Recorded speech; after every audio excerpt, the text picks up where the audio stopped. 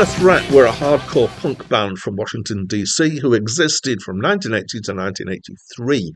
They released 4 EPs and some compilation albums. They were known for having a DIY ethic for music production and for creating a song called Straight Edge, which then spawned a thing called the Straight Edge movement in hardcore punk, which is about not drinking, doing drugs, smoking, or being promiscuous in your sexual relationships. Hi, my name's Dan, and this is my first encounter with this album. Um, and I think it's their first compilation LP. Now, I just want to do a little bit of housekeeping about the album and the format that I've listened to and what it is. Uh, as you probably know, I'm using a website called Acclaimed Music. It's a really good list. It's been amalgamated from lots of critic lists. They sometimes have a habit of combining listings for more than one release. Now, there have been times in the past where an album, for example, has been released in the UK under one name, and then in America in a slightly different format with a few different tracks. And Acclaim Music tends to put those two together if they're very similar. Or sometimes there's obviously albums get re-released with more things on them, and the stuff that's about the later versions get included into the stuff about the earlier versions of Acclaim Music. Um, so most of the time this is really straightforward, but sometimes it makes things a little confusing for me.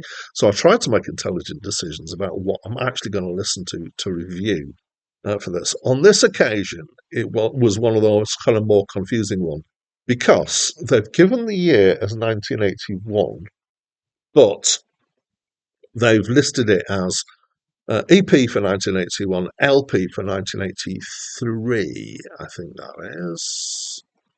Let me just double check that. I'm sorry. 1984. I'm glad I double checked that now. Okay, but their kind of part year here is 1981. And there was an EP called Minor Threat, but there was also an album called Minor Threat. And the album called Minor Threat included the EP Minor Threat and another EP. It was a name I can't remember off the top of my head.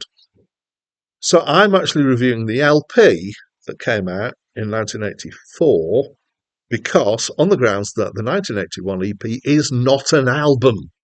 It's an EP. Okay. Sorry about all that. Let's actually get into the review. So this is hardcore punk. It's very simple recordings. It's quite lo-fi. Um, it's if you wanted something that was, a very archetypal hardcore punk stuff, this would be a thing to go to.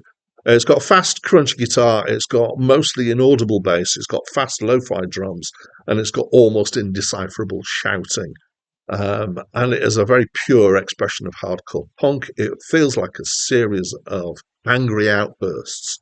And I think that's pretty much what it is.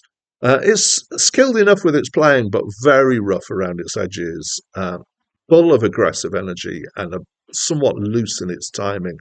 It sounds like they would be interesting to have seen live. If anybody who's watching this has seen them live, please do tell us what it was like in the comments. I'd love to know. We've got 14 short songs. There's very little variation in sound. Occasional things vary, like occasional bits of a little bit of different production and some one place where there's a sound effect. I kind of enjoyed the feel of it.